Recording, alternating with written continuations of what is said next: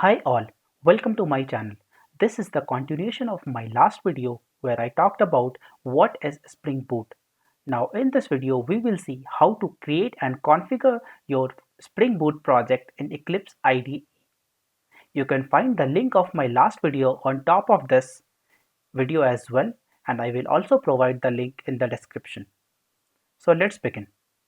So the first thing that we will do is generate project. So in order to generate project, we are going to utilize a website called Spring Initializer.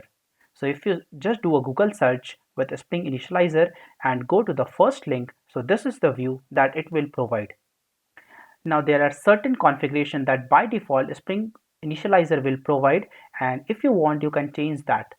Like the project has been given here as Maven project and we will be using the same.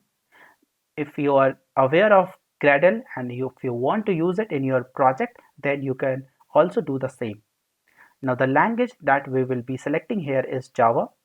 There are other languages like Kotlin and Groovy is also provided here. At the time of recording this video, the default Spring Boot version was provided as 2.3.3, which I am keeping as is.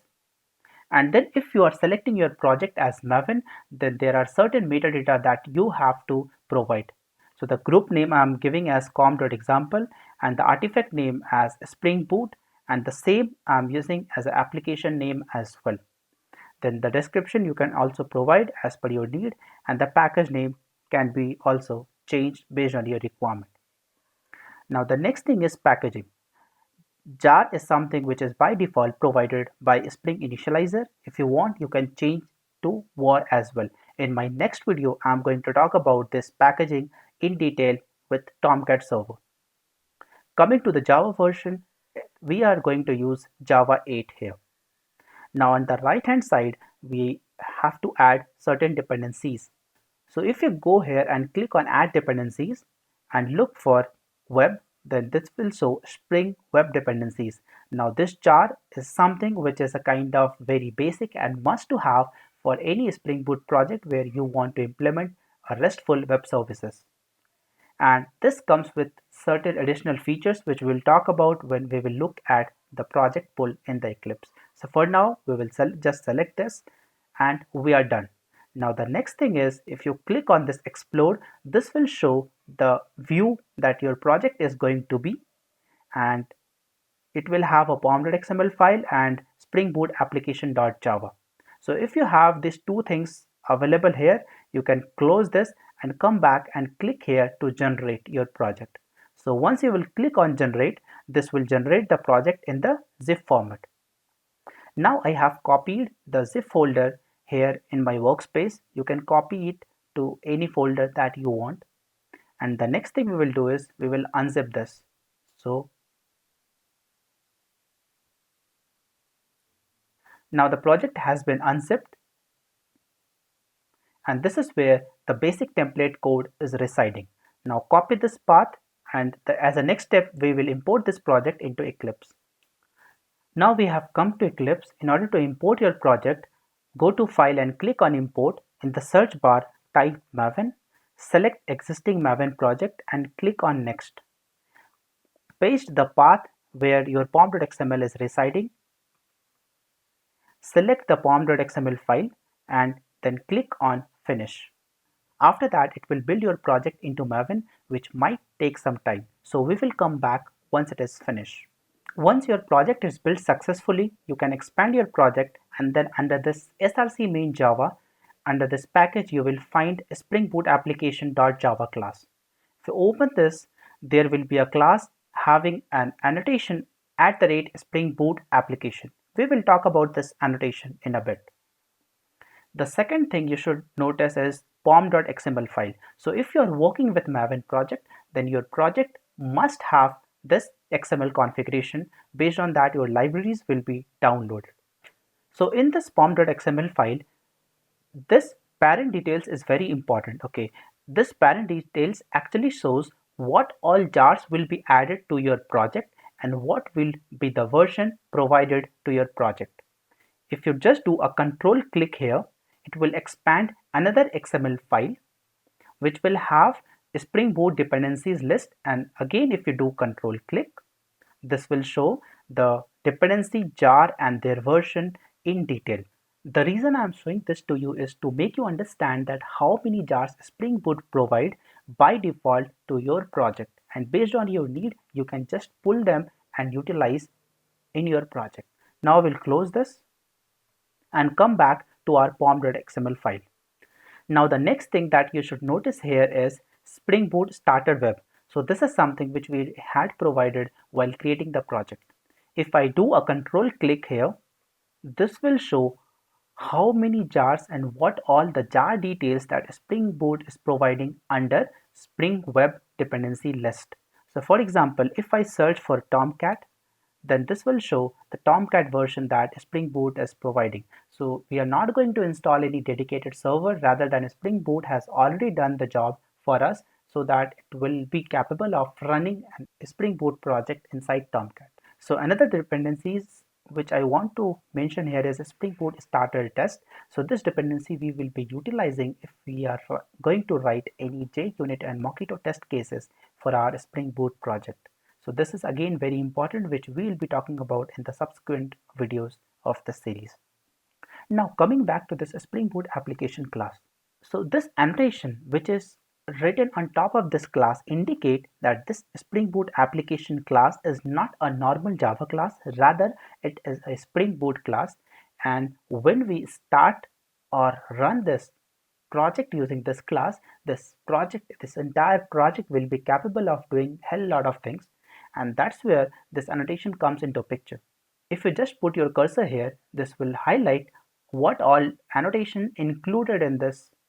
So the first thing is in Spring Boot configuration, then Spring Boot auto configuration and the component scan. So these are something which again we are as a developer we commonly use, and that's where Spring Boot has wrapped this annotation into a single annotation. Like component scan is something which will enable you to scan your project for various components like controller, service, repository, DAO, and all those things. So your project will be capable of scanning with these annotations, and then accordingly Spring Boot will do the job. Similarly, we have enable auto configuration. If you are adding a dependencies of MySQL, suppose, then Spring Boot will automatically scan the feature and the configuration needed for that particular database, and that's where this enable auto configuration comes into picture. So what we have talked so far is we have generated our project, we have extracted or unzipped the project, imported that project into Eclipse. We also verified the pom.xml file and Spring Boot application class.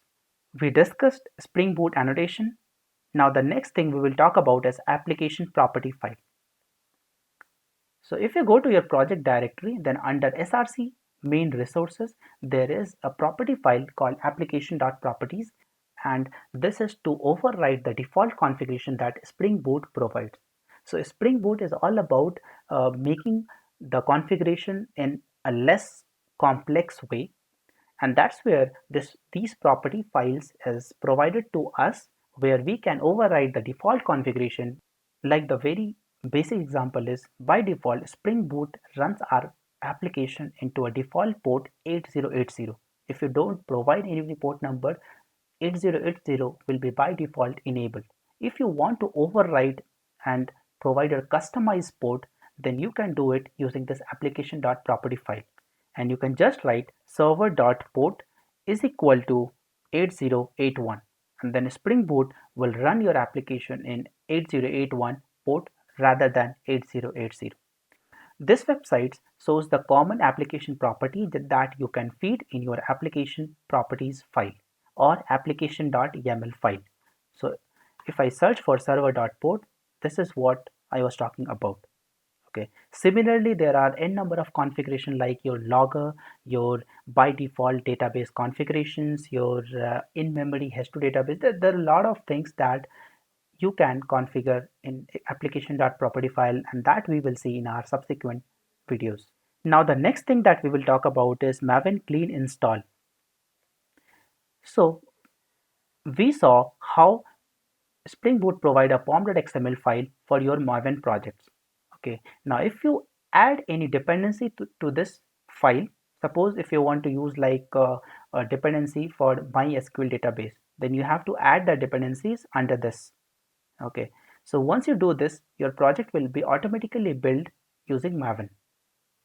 But if you want to explicitly execute a Maven install to install the libraries based on your pom.xml file, you can go to Spring Boot project and then go to Run As and click on the second Maven build option. Type clean install -x, check the skip test and update a snapshot and click on Run. Then it will install all the dependencies that you have in your pom.xml file in the debug mode. So this -x indicate you are running Maven command in the debug mode, and it will show the error in detail if there is any. So for now, I'll close this. Now, once your Maven clean install is successfully executed, then you can go to this Maven dependencies tag and just expand this. This will show the complete list of the jars which is downloaded and installed in your project path. Now, the next thing we will talk about is Maven update. Now, once you have installed your Maven libraries, then you can go to your project, Maven and update project. So this is not recommended always, but sometimes you are building like complex application and your jars is not getting built properly and you are getting some compilation error on those jars, then you can just try it out so that you will not get any error with respect to your jars. So select this force update and click on OK, and this will update the Maven libraries which is downloaded, and it will update your Maven dependencies accordingly. So we have talked about Maven update as well. Now in the next video, we will see how you can run your Spring Boot project, and we will talk about jar and var extraction in the Tomcat server. So thank you for watching. Please like and subscribe for more Java tutorial videos.